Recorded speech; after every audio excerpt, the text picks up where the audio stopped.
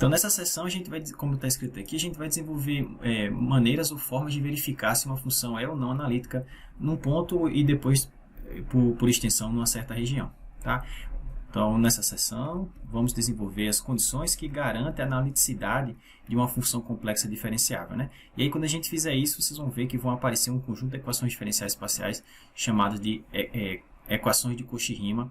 Né? E aí, com essas equações, a gente consegue verificar rapidamente se uma função deixa de ser analítica. E mais interessante ainda, a gente consegue verificar em que pontos a função deixa de ser analítica, pontos esses que a gente definiu na aula passada como pontos singulares. Tá bom? Então, vamos só relembrar aqui que na aula passada a gente definiu a derivada de uma função complexa, né? Como o velho limite do quociente lá de Newton. Né? A gente calcula o f de z mais ΔZ menos f de z, divide por ΔZ e permite que o ΔZ tenda a zero. Agora, diferentemente do caso real, onde você só tem duas maneiras de se aproximar de um ponto, por exemplo, pela direita e pela esquerda, no caso complexo existem infinitas formas de você se aproximar desse ponto. Né? Se você está calculando o limite para se aproximar desse ponto que eu estou mostrando, existem infinitas formas de fazer isso, que correspondem a infinitas maneiras de você fazer esse ΔZ tender a zero. Então, a condição de ser diferenciável, ou seja, esse limite existir, é muito mais restritiva no caso complexo do que no caso real. Tá? E aí, se uma função for diferenciável no ponto, esse limite tem que depender da forma como eu faço ΔZ tender a zero. Tá? E aí a gente vai fazer o seguinte, eu vou mostrar agora a vocês que se eu fizer ΔZ tender a zero ao longo do segmento de reta paralela ao eixo real e ao longo do segmento de reta paralela ao eixo imaginário, essas derivadas ao longo desses caminhos têm que ser iguais, né? E quando a gente fizer isso, a gente vai encontrar um conjunto de equações, esse conjunto de equações são as famosas equações de Cauchy-Riemann. Tá? Então, é um teorema que diz o seguinte: suponha que você tem aqui a sua função f de z, está aqui a parte real dela, a parte imaginária, e suponha que a derivada existe nesse ponto z0. Então ela é diferenciável. Isso quer dizer que o limite existe independente da maneira como eu faço ΔZ tender a zero.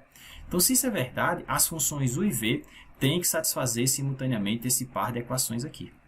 Tá certo? Essas equações no ponto em questão, tá certo? No ponto z0, de coordenada x0 e y0. Essas equações são chamadas de equações de Cauchy-Riemann, tá? E aí, quando a gente for derivar uma função que a gente já sabe que é diferenciável, a gente pode utilizar essas equações aqui para calcular essa derivada de uma forma mais rápida, tá? No final da aula, a gente vai ver, por exemplo, que a função é elevada a z, né? É elevada a x mais y, que a gente definiu como sendo e elevada a x, cosseno de y mais i seno de y. A gente vai ver que essa função é inteira, ou seja, ela é analítica em todo o plano complexo. E aí a gente vai obter uma forma rápida de calcular sua derivada, e vocês vão ver que a derivada da função exponencial é ela mesma, né? Aqui é a versão complexa dela. No caso real a gente sabe, né, que a derivada é elevada a x é elevada a x. Mas a gente vai ver que a derivada de elevada a z também é elevada a z. Tá certo? Ok, então primeiro vamos verificar como é que a gente chega nesse conjunto de equações chamado de equações de Cauchy-Riemann. Tá? Então vamos fazer aqui uma breve verificação desse teorema, uma provinha rapidinha. Okay? Então, como eu falei, a ideia é calcular a derivada da função ao longo de dois caminhos, esses caminhos eu já falei para vocês, e a gente tem que igualar esses resultados, por quê? Porque no ponto z0 a derivada existe, se ela existe, independe da maneira como eu faço ΔZ tender a zero. Tá? Então eu vou escolher dois percursos. O primeiro vai ser ao longo de um segmento de reta, né, ao longo paralelo ao eixo real. Então a ideia é a seguinte: eu quero calcular a derivada da minha função nesse ponto, eu sei que a derivada existe, só que eu vou fazer o seguinte: para calcular a derivada nesse ponto, eu tenho que calcular o f de z0, que é esse ponto aqui, tá certo? Z0, mais um acréscimo, né, mais um ΔZ, menos o f de z0 e depois dividir por essa variação, certo? Então eu vou tomar essa variação na direção do eixo x, ou na direção do eixo real, nessa direção aqui, ó. Tá? Então aqui é o meu z0 mais ΔZ. Como não está tendo variação, se eu colocar o sistema de coordenadas assim, ó, o x aqui e o y, veja que a coordenada y desse ponto é igual à coordenada y desse ponto, certo? Isso quer dizer que esse meu ΔZ aqui, na verdade ele se escreve assim, ΔX só, né? Porque a variação y é zero, né? Deixa eu colocar assim, i ΔY. A variação em y é zero. Por quê? Porque eu estou saindo desse ponto, que tem essa coordenada y, para esse ponto, que tem a mesma coordenada y. Tá? Então, é costume a gente escrever assim, i vezes zero. Tá? Só para mostrar que a variação y é zero. Então, primeiro eu vou fazer isso, calcular dessa maneira, depois vou fazer de forma análoga ao longo de um segmento de reta paralela ao eixo imaginário, e a gente vai igualar essas derivadas porque elas existem e tem que ser iguais, tá certo? Ok, então vamos calcular lá.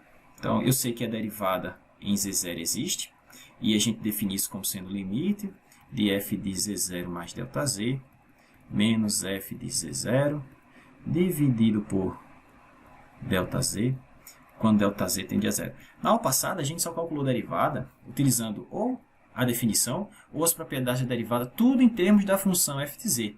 Então, na aula de hoje, a gente vai escrever f de z como sendo a parte real mais sua parte imaginária, e a gente vai ver que eu posso calcular as derivadas desse cara, calculando as derivadas nas funções que compõem a minha função complexa. Tá? É o que a gente vai fazer agora. Então, nesse caso aqui para a gente, o ΔZ eu vou substituir por ΔX, tá certo? Porque não tem variação em y, e aí fazer ΔZ tender a zero é a mesma coisa que fazer ΔX tender a zero. Ok? Então, eu só vou fazer essa breve modificação aqui. E vou escrever esses caras em termos das funções da parte real e a parte imaginária da f. Tá? Então, como é que isso vai ficar? Vai ficar assim, limite, já vimos agora que ΔZ tender a zero é a mesma coisa que ΔX tender a zero. Então, f de z é u de xy mais i v de xy, certo? Então, z0 mais ΔZ é a mesma coisa que eu estava no ponto x0, y0, e fui para o ponto x0 mais ΔX, e o y0 permaneceu constante, ou seja, não teve variação no y, tá certo? Então, eu vou fazer isso. Quando eu calcular o f de z0 mais ΔZ, para colocar aqui, né? O que eu vou ter vai ser u de x0 mais ΔX, né? E y0, mais i v de x0 mais ΔX e y0. Ok? Perceba que o y ele fica constante, tá certo? Quem está variando é só o x, tá? Então, isso vai ser dessa maneira. E o f de z0 vai ser u de x0, y0, mais i v de x0, y0, tá? Então, esse aqui é meu f de z0. Então, esse cara menos esse, eu vou colocar agora aqui em cima, tá? Então, vai ser isso menos isso, tá bom? Deixa eu limpar aqui que ficou poluído. Mas é só isso. E aí, tomar o limite quando o ΔX tende a zero, pessoal. É tão fácil quanto isso, tá bom? Então, vamos ficar com o seguinte limite. Deixa eu colocar aqui. U de x0 mais ΔX e y0, mais i v de x0 mais ΔX y0. Né? Esse é meu f, isso que está aqui em cima, é meu f de z0 mais ΔZ, né? Mais o incremento, certo? E agora eu vou fazer menos o valor da função do ponto, né? Ou seja, menos u de x0, y0, menos i v de x0, y0, e vou dividir todo mundo pelo incremento, né? Pela variação. A variação é ΔZ, mas o ΔZ para a gente é igual a ΔX, então vou dividir todo mundo por ΔX, tá?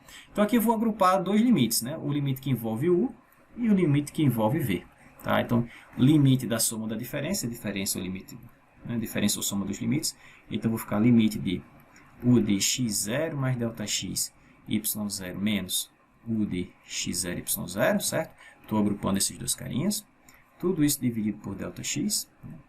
Quando ΔX tende a zero, mais o outro limite. O outro cara tem um i aqui, tem outro i aqui, eu vou colocar isso para frente, tá certo?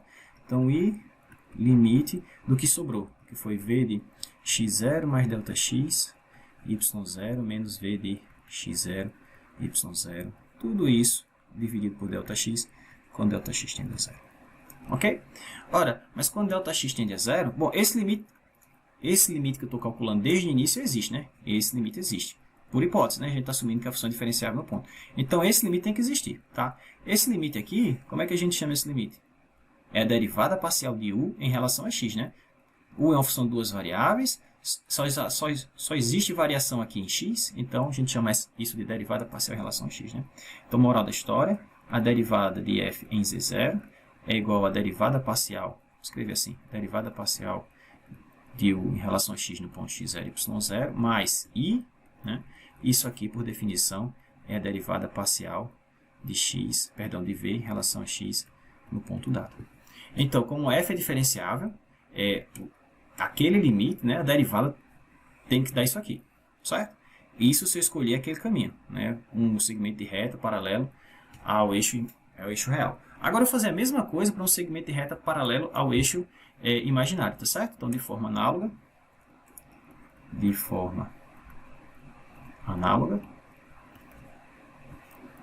tá? Então, escolhendo esse segmento de reta ao longo do eixo, ou paralelo ao eixo imaginário, o que a gente vai ter é o seguinte: eu vou sair do ponto x0, y0, agora para o ponto x0 e y0 mais ΔY, certo?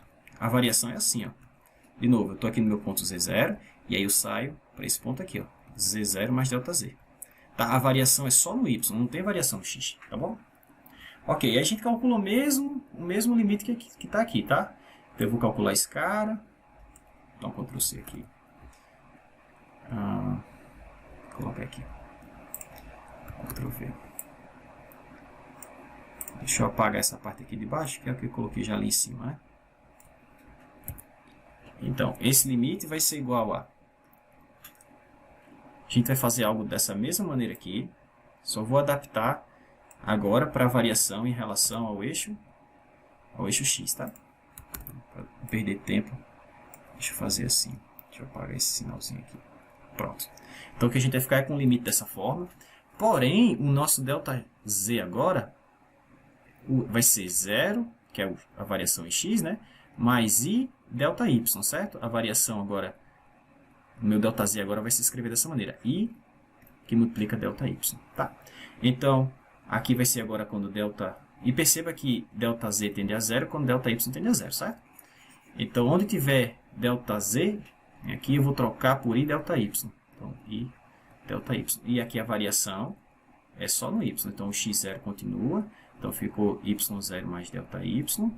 Aqui também, x0, y0 mais ΔY. Tá? E aí, como eu fiz no anterior, eu vou agrupar isso em dois limites. Então, isso vai ficar limite quando ΔY tende a 0. Do que? Vamos pegar o U com U. Tá? Então, ficou U de x0 é y0 mais ΔY menos U de x0, y0. Todo mundo dividido por quem? Por I ΔY. Tem um I aqui, tá? Esse I eu posso colocar aqui para fora. Não tem problema não, do limite. É uma constante, tá?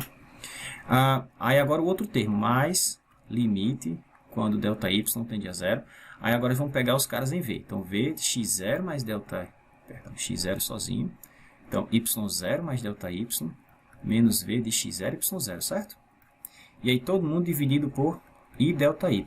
Mas como os termos que tem V tem o I associado a eles na frente, então esse I que está aqui vai cancelar com esse I que está aqui, tá certo? Então nem vou colocar mais, tá bom?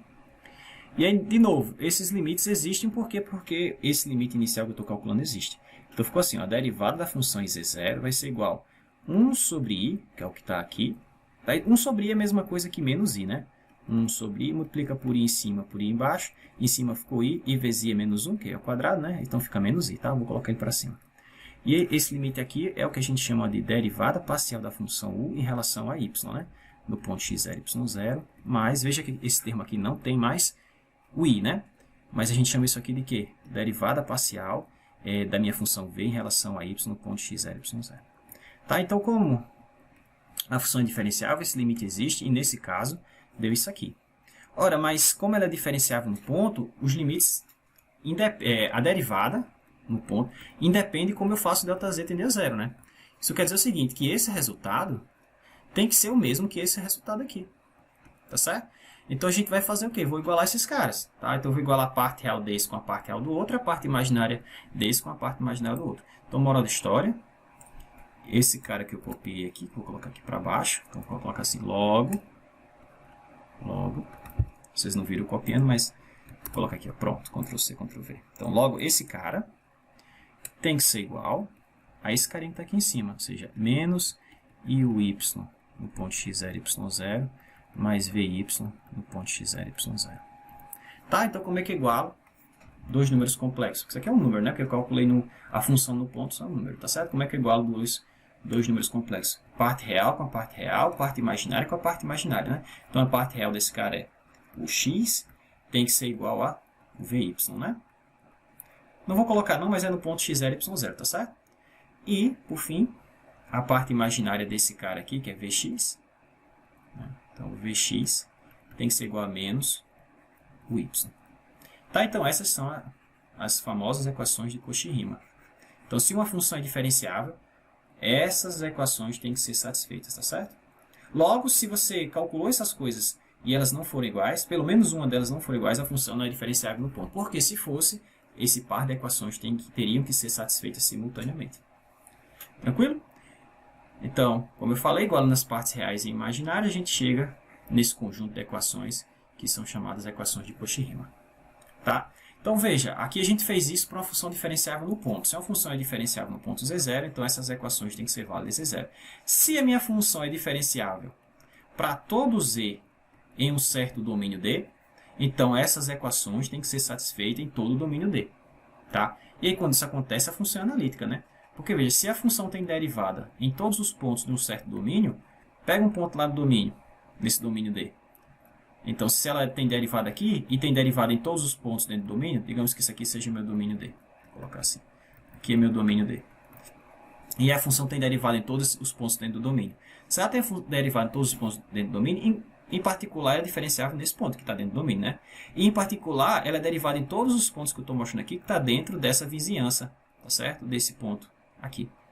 Tá? Então, isso quer dizer que a função é analítica, tá? Então, se uma função analítica é em uma certa região, essas equações têm que ser satisfeitas dentro dessa região. É uma forma rápida de você checar quando uma função não é analítica. Tá? Porque quando uma função não é analítica, essas condições não podem ser, elas não são verificadas, tá certo? Tranquilo? Então, aqui é o que está aqui nessa observação. O teorema acima afirma que se f é analítica em um certo domínio D, então as equações de Cauchy-Riemann têm que ser satisfeitas nesse domínio D. Tá? Mas essa condição ela é apenas necessária, tá certo? Ela não é suficiente. Isso quer dizer o seguinte, se as equações são verificadas, se existe a igualdade das equações, automaticamente a função é analítica? Não, a gente vai precisar de um pouquinho mais de condições sobre a função, na verdade sobre as derivadas parciais da parte real e a parte imaginária de f, para a gente poder garantir a volta, ou seja, que a condição seja suficiente, necessária e suficiente, né? Que é o nosso se, somente se. Mas o que a gente sabe é o seguinte, f é analítica implica que as equações de Cauchy-Riemann, eu vou escrever CR para Cauchy-Riemann para abreviar, tá? Então, se f é analítica, as equações de Cauchy-Riemann são verificadas em um certo domínio D, onde f é analítica. Tá? Então, se as equações de Cauchy-Riemann não são verificadas, então isso implica que f não pode ser analítica, né? Que é contrapositiva desse cara, tá certo? Esse implica esse, quer dizer que não esse implica não esse, tá certo? A gente chama isso de contrapositivo em matemática. Tá bom? Então, é uma forma rápida de você checar quando uma função não é analítica. Se as derivadas parciais da função da parte real, a parte imaginária, não satisfazem simultaneamente as equações de Cauchy-Riemann, então a função não pode ser analítica. Tá bom? Vamos ver um exemplo. Então, na aula passada, a gente mostrou que a função z ao quadrado, que essa função ela é analítica. Na verdade, ela é inteira, né? Ela é analítica para todo z complexo, logo ela é inteira, né? E aí vamos verificar que como essa função é analítica, ela satisfaz, a parte real e a parte imaginária dela satisfazem as equações de Cauchy-Riemann. Tá certo? Ok. Então, a nossa função é f de z igual a z ao quadrado, mas se eu substituir z por x mais y, então esse cara ao quadrado é igual a esse cara ao quadrado, desenvolvendo esse binômio, a gente tem essa expressão. Tá? Então, isso aqui é a parte real, isso aqui é a parte imaginária, né? Sem o i. Né? Parte imaginária. Então, aqui é a minha função u e aqui é a minha função v. Então, a gente vai ter que calcular aquelas derivadas. Verificar se a derivada de u em relação a x é igual à derivada de v em relação a y. E verificar se a derivada de u em relação a y é menos a derivada de v em relação a x. Tá certo? Então, se esse par de equações forem satisfeitas simultaneamente, bom, eu teria que ter mais outras condições para garantir que ela é analítica. Mas a gente já sabe que ela é analítica. Então, o que eu quero mostrar nesse exemplo é o seguinte. Sabendo que ela é analítica, verifique que realmente ela satisfaz essas equações. Tá certo? Ok. Quando eu fornecer mais condições, aí a gente vai ter um teorema mais completo e uma forma de verificar se a função é ou não analítica. Mas, por enquanto, a gente pode utilizar as equações de Cauchy-Riemann para identificar funções que não são analíticas. Tá? Mas como essa a gente já sabe que é analítica, a gente só vai verificar que sim, que elas satisfazem, que as derivadas satisfazem as equações de Cauchy-Riemann. Tá bom? Ok. Então, vamos lá. Vamos calcular. Então, vamos calcular a derivada de u em relação a x. Então, perceba que u está aqui, ó. Então, se você derivar u em relação a x, só tem x aqui, vai ficar 2x, tá? E agora eu preciso calcular a derivada de v em relação a y. Bom, mas v está aqui, ó. Então, se eu derivar v em relação a y, a derivada de 2xy em relação a y é 2x. Ah, são iguais. Tá certo? Bom, mas eu tenho que verificar as outras também. Não vale verificar só um e já abandonar por aqui. Não pode. Então, vamos calcular agora a derivada de u em relação a y. Então, olha, u está aqui, né? Y está aqui. Então, a derivada de u em relação a y é menos 2y. Aí, será que isso aqui é menos a derivada de v em relação a x? Ora, de novo, v está aqui. Quem é a derivada de v em relação a x? É 2y. Mas se eu quiser menos a derivada de v em relação a y, então isso vai dar menos 2y, certo? Então, sim, as equações de Cauchy-Riemann são satisfeitas para essas duas funções, U e V. E vejam que elas são insatisfeitas em qualquer ponto xy do plano complexo, né? Tá? Porque, olha só, esse cara é igual a 2x, esse cara é igual a 2x, e x pode assumir qualquer número, né? Qualquer número real. Esse cara é igual a menos 2y, esse cara é igual a menos ele é igual a menos 2y, e eu posso fazer y aqui igual a qualquer número real, certo? Logo, isso aqui é válido para todo xy, né, complexo, tá certo? Que é o que a gente tinha visto, né? A função f de z igual a z quadrado, ela é inteira, né? Então, ou seja, ela é analítica em todo o plano complexo. Então, a gente já era de se esperar que essas equações fossem verificadas para todo o plano complexo, tá bom? Show de bola. Na aula passada, a gente perdeu um tempinho, na verdade não perdeu, a gente demorou um pouquinho para mostrar que a função conjugação complexa, ela não é diferenciável em ponto algum, né? E como ela não é diferenciável em ponto algum, ela não pode ser analítica em ponto algum, né? Porque se ela não é diferenciável, então não tenho nem como checar a condição para analiticidade. Então vamos ver como é que a gente consegue verificar isso rapidamente. Lá a gente utilizou a definição, né? A gente utilizou a definição para mostrar que a derivada não existe em ponto algum.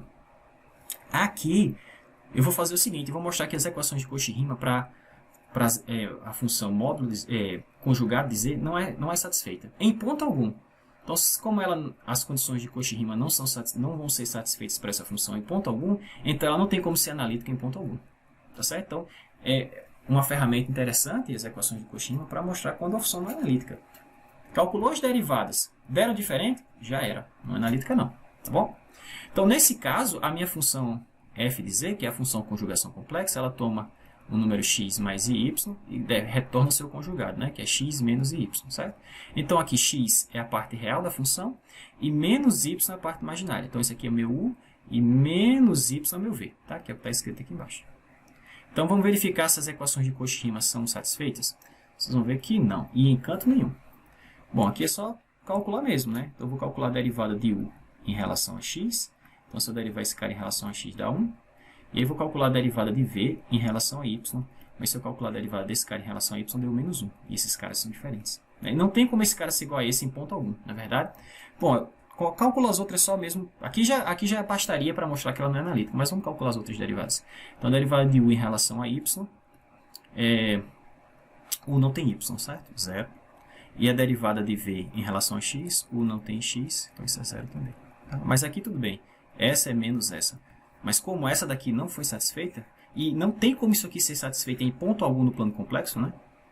Então, a gente chega à conclusão que a função f de z igual a z barra, ela não é analítica em ponto algum. Não é analítica em C. Tá? Que é o que a gente verificou na aula passada. Só que agora, olha só, um cálculo bem simples e a gente consegue chegar nessa informação de maneira bem rápida. Tá? Ok. Então, como eu falei, como as equações de Cauchy-Riemann não são satisfeitas em ponto algum, essa função não tem como ser analítica em ponto algum. Agora, chamar aqui a atenção que quando a função é diferenciável, existe uma maneira bem rápida de a gente calcular a derivada dela em termos da parte real e a parte imaginária. Né? Então, a gente viu que quando a função deixa eu mudar aqui de cor, diferenciável, a derivada dela, um ponto qualquer, eu posso calcular dessa maneira, deriva u em relação a x, mais i deriva v em relação a x. Ou eu posso calcular, isso aqui foi a primeira parte que a gente utilizou para chegar nas equações de Cauchy-Riemann. Ou, lembra lá, tinha algo assim, ó, 1 sobre i du dy mais dv dx. Perdão, dv dy. Tá? Então, quando a função é diferenciada, e aí a gente iguala nesses caras, a gente obteve a equação de Cauchy-Riemann, né? Claro, esse i eu posso jogar aqui para cima com menos i, tá certo? Então, o que eu quero chamar a atenção é o seguinte, que quando a derivada existe, quando a função é diferenciável, você pode calcular a sua derivada fazendo isso. Ó. Deriva em relação a x, a componente, a parte imaginária, parte real, e deriva em relação a x também, a parte imaginária. Tá certo? Então, basta pegar o iv, você tem a f escrita assim, ó, u mais iv. Aí, que é a derivada desse cara, se ela é diferenciável, basta derivar esse cara em relação a x e esse cara em relação a x ao mesmo tempo. Ou você faz o seguinte, deriva esse cara em relação a y, deriva esse cara em relação a y, mas aí você tem que fazer essa correçãozinha aqui, tá certo? Esse termo já não vai ter mais o i e vai ter 1 sobre i aqui embaixo. Tá? Quer você faça de um jeito, quer você faça do outro, se a função é diferenciável, esses resultados são iguais, tá certo? E aí você pode, esse cara eu posso ver de uma maneira rápida assim, ó. Se colocar o d dx para fora, o operador d dx, é d dx do que sobrou, que é u mais iv, né? Mas esse é a f, tá certo? Então, eu posso calcular a derivada desse cara quando ela é diferenciável assim, derivando a f em relação a x. Ou o que estava antes, né, que era assim, ó, 1 sobre i du dy mais v, mais dv dy. Tá? Que eu posso pensar no seguinte, eu posso pensar nisso aqui como sendo isso, ddy, du mais iv. Né? Perceba, se esse cara aplicar aqui, eu vou ter exatamente o que estava antes, e aí se esse cara entrar aqui, esse i vai cancelar com esse i daqui de baixo, eu vou ter exatamente o que eu tinha antes. Mas isso aqui é minha f, tá certo? Então, moral da história. Quando a função é diferenciável, quando a f é diferenciável, a derivada dela em um ponto qualquer, você pode calcular assim, derivando ela em relação a x, ou você pode calcular assim, derivando em relação a y e dividindo tudo por i. Tá certo? Então, é uma maneira rápida de a gente calcular essas derivadas. Então, rapidamente a gente consegue encontrar esses carinhas, tá? Que é o que está escrito aqui para vocês. Quando ela é diferenciável, eu posso calcular sua derivada no ponto assim ou assado. Ou de maneira mais compacta, como está escrito aqui. Tá certo? Assim ou assado. Tranquilo? Show de bola. Vamos para frente. Bom, agora eu vou mostrar a condição. Lembra que eu falei que quando uma função é diferenciável no ponto, ela tem que satisfazer as equações de Cauchy-Riemann. Ah, professor, mas se ela satisfaz as equações de Cauchy-Riemann, ela é diferenciável no ponto? Não necessariamente. Eu tenho que dar uma condição adicional, e é isso que a gente vai ver nesse teorema 3.2.6. Tá? Então, a condição é o seguinte. Agora é a condição suficiente para a função ser diferenciável. A condição necessária é que as equações de Cauchy-Riemann sejam verificadas. Né? Então, f... O que a gente tem é o seguinte, ó, que a gente já provou. Se f é diferenciável, então f satisfaz as equações de Cauchy-Riemann. Tá? O que eu queria seria a volta. Então, se ela satisfaz as equações de Cauchy-Riemann, f é diferenciável, mas não dá. A não ser que eu coloque mais algumas condições. E é isso que a gente vai fazer nesse teorema aqui. Então, a condição adicional que eu tenho que colocar é que, bom, se as equações de Cauchy-Riemann são satisfeitas, isso quer dizer que as derivadas parciais da parte real e da parte imaginária existem, né? Existe esse cara, existe esse cara, existe esse cara, e todos esses aqui existem, certo? E esse é igual a esse, e esse é igual a menos esse, não é assim? As equações de Cauchy-Riemann nos diz isso. Então, eu gostaria muito do seguinte, ter a volta dessa proposição. Então, para ter a volta, eu vou precisar colocar uma condição adicional. E a condição adicional vai ser o seguinte, as equações de Cauchy-Riemann são satisfeitas e as derivadas parciais dessas funções são contínuas no ponto. Tá certo? Se isso se verificar, então a função vai ser diferenciável no ponto. Tá bom? Vai ser a volta do teorema. E a gente vai ter um se somente se. Tá? Então, de novo, a gente viu o seguinte, que se f é diferenciável em z0, então as equações de Cauchy-Riemann são satisfeitas em z0. Então, o que a gente quer agora é a volta. Então, se as equações de Cauchy-Riemann são satisfeitas em z0 e se essas derivadas parciais forem contínuas em z0, então a função é diferenciável. Ou seja, a derivada existe, tá certo? No ponto? Então, é isso que a gente vai verificar aqui embaixo. Tá? Deixa eu só apagar essa bagunça aqui. Tá? Então, o enunciado do teorema está aqui em cima.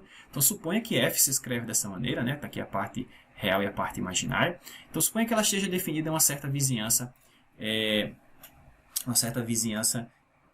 de z0, tá? E o que a gente quer mostrar é que se as derivadas existirem em uma vizinhança de z0, bom, aqui eu botei só o x e o y, mas na verdade tem que ser o x, o y, vx e vy, né? Tem que ser todas, né? Vx e vy. Então, se essas derivadas existem em uma vizinhança de z0, tá? Uma vizinhança aí de raio epsilon, e se essas derivadas forem contínuas, né, todas, tá certo? Novamente, aqui eu coloquei só duas, mas são as quatro, tá certo? E se essas derivadas forem contínuas em x0 e satisfaz a equação de Cauchy-Riemann, então f é diferenciável em z0. Tá? Então, o que eu vou mostrar é o seguinte, eu vou assumir que as equações de Cauchy-Riemann são satisfeitas em z0 e que essas derivadas são contínuas em z0. Tá? E aí, com isso, eu vou mostrar que esse limite f' de z0, perdão, vou mostrar aqui esse limite f' de z, quando z tende a z0, que esse limite existe. Tá? O que a gente pode escrever assim, tá? Não tem problema não. Ok? Então a nossa tarefa vai ser essa, assumindo essas hipóteses, verificar que isso aqui é verdadeiro. Tá? Ok. Então a ideia é o seguinte, mostrar que a derivada existe, mas o que é a derivada? É esse limite, né? Limite de f de z0 mais ΔZ menos f de z0 dividido por ΔZ, quando ΔZ tende a zero. Eu tenho que mostrar que esse limite existe. Tá? Se você mostrar que esse limite existe, esse limite é o que a gente chama de derivada da função do ponto, e a gente definiu uma função é diferenciável quando o limite existe, tá bom? Show de bola. Então, aqui embaixo eu tenho já um esboço do teorema já provado, mas eu vou falar aqui as partes principais, depois a gente só vai checando lá a verificação do teorema, tá? Então, a ideia é o seguinte, eu tenho aqui a minha função, w é igual a f de z. O que eu tenho que fazer? Eu tenho que dar um acréscimo nela, né? Vou fazer uma variação aqui, delta w, que vai ser f de z0 mais delta z, menos f de z0, certo? Depois eu dividir todo mundo por delta z, né? E depois vou tomar o limite quando delta z tende a zero. É só isso que eu vou fazer. Claro, mas eu vou fazer tudo isso escrito em funções de u e v, tá certo? Ou das variações em u e das variações em v. Porque, lembra, f se escreve como u mais iv. Então, uma variação... Então, essa variação, f de z0 mais delta zero menos f de z0, eu posso escrever como sendo a variação em u mais i vezes a variação em v, certo? Tudo bem? Onde essa variação em u nada mais é que u em z0 mais delta u, perdão, mais delta z, menos u de z0, né? E esse delta v é v de z0, mesma coisa, né? Menos v de z0. Tá? Estou fazendo assim para abreviar, para não tomar tanto espaço aqui no que eu vou fazer para vocês agora.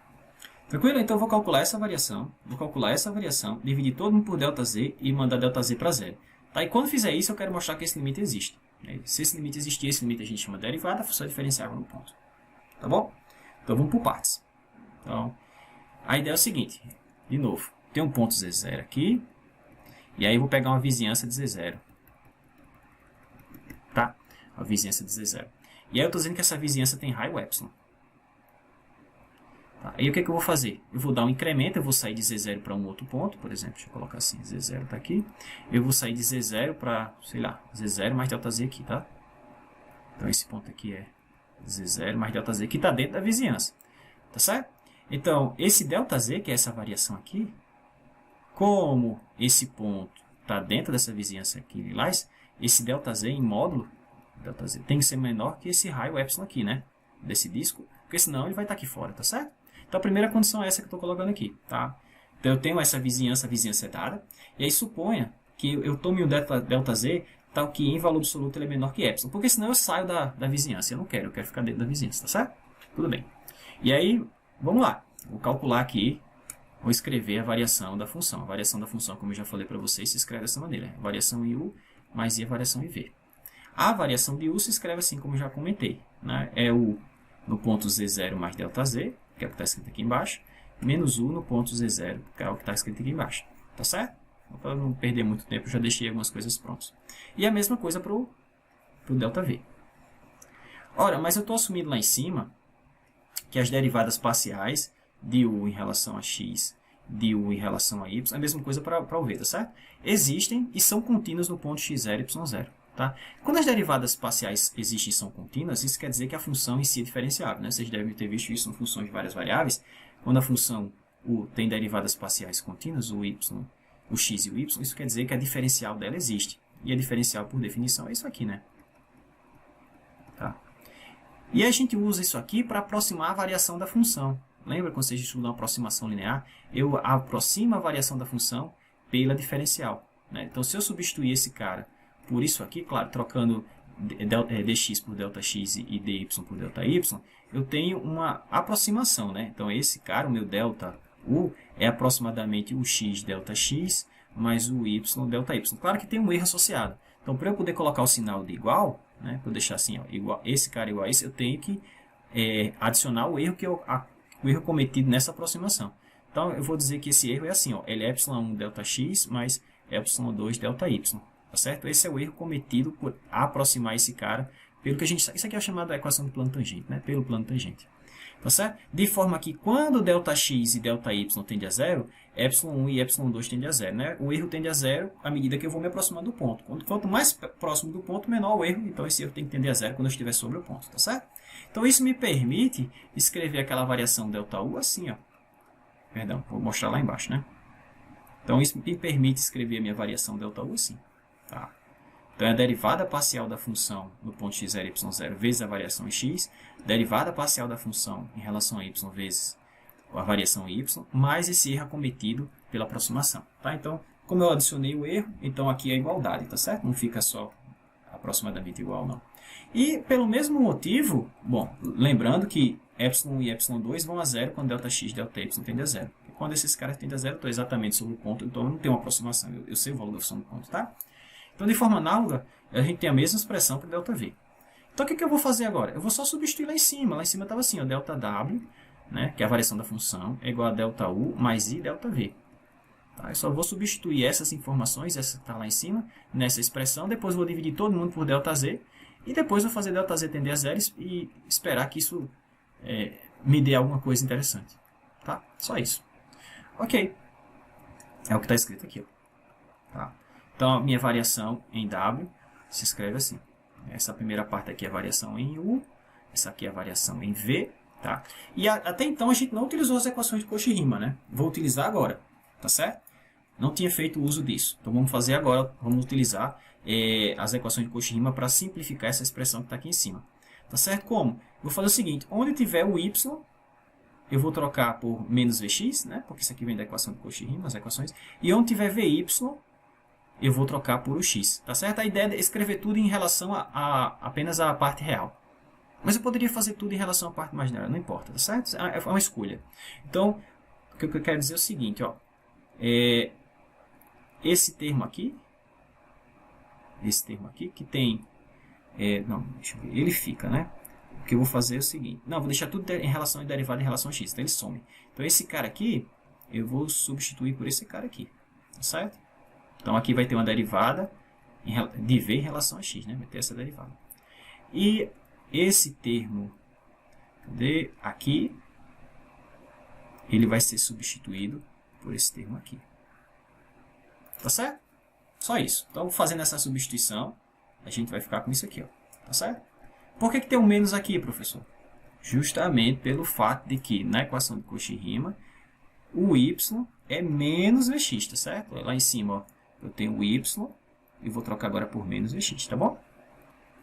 Ok. Então, por enquanto, a gente ficou com isso aqui. Então, o que eu tenho aqui embaixo é o resultado que estava lá em cima, utilizando as equações de Cauchy-Riemann, tá? E aí eu vou fazer o seguinte, eu vou colocar o x em evidência, Vx em evidência, só isso. Dessa linha para de baixo, é só isso. Estou colocando o x em evidência, tá certo? Então, o x aqui, ó, está multiplicando ΔX e está multiplicando ΔY vezes I. Tudo bem? Está aqui, ó, I ΔY. E aí eu faço a mesma coisa para o Vx. Então, eu tenho o Vx aqui, tenho o Vx aqui e vou colocar em evidência. Na verdade, eu vou colocar em evidência I Vx. Se eu colocar I Vx em evidência, que está aqui, ó, então eu tenho esse ΔX, show de bola, que está aqui, né? Porque se eu multiplicar I Vx por ΔX, eu tenho exatamente esse termo. E aqui eu vou ter I ΔY, né? Mas, professor, não tem I aqui. Pois é, mas quando você colocou esse I para fora, você tem que colocar esse I aqui dentro. Porque agora I ao quadrado dá menos 1, que dá exatamente esse sinal que está aqui. Tá bom? Então, eu só fiz isso. Coloquei em evidência o termo, a derivada parcial em relação a x, do u, a derivada parcial em relação a v, em relação a x, tá certo?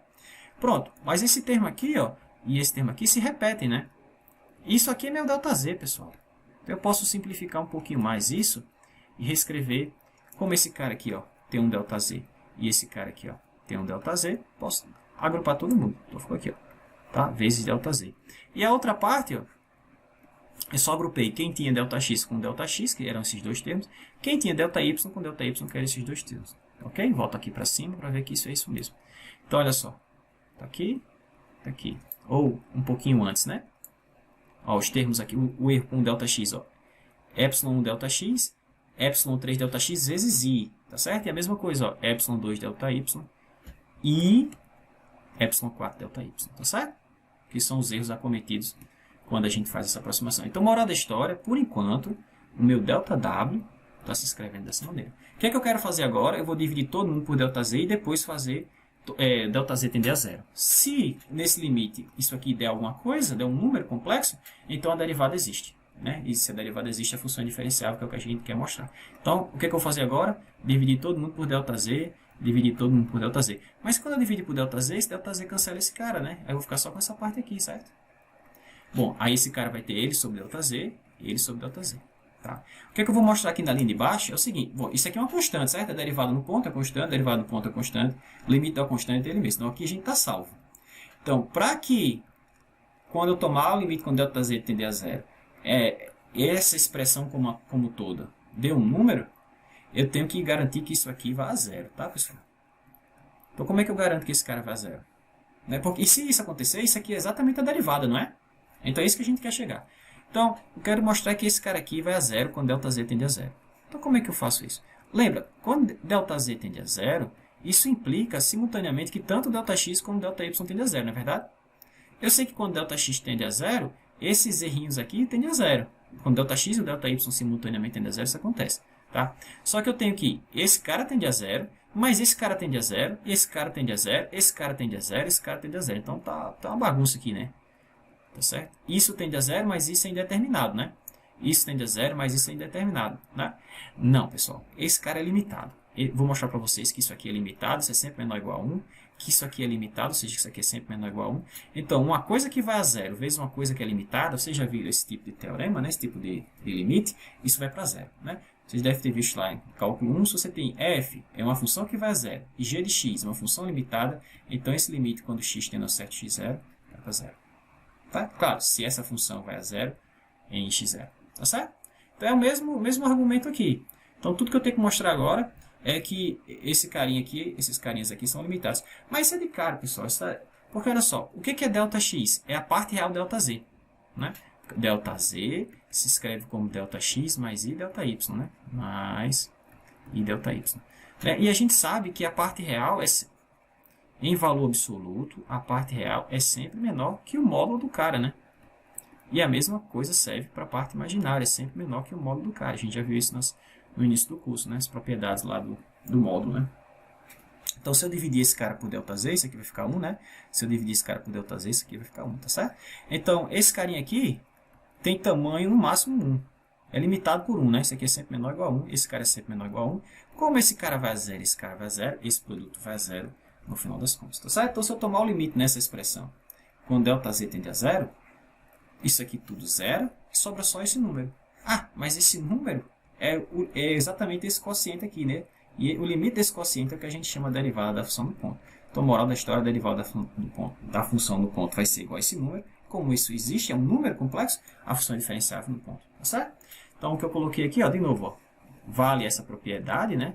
Tá? Ou seja, esse cara é menor que 1. E aí, se você quiser saber qual é o tamanho máximo que isso aqui tem, ó, o módulo desse cara. Então, o módulo do produto é o produto dos módulos, né? Tá aqui embaixo, ó.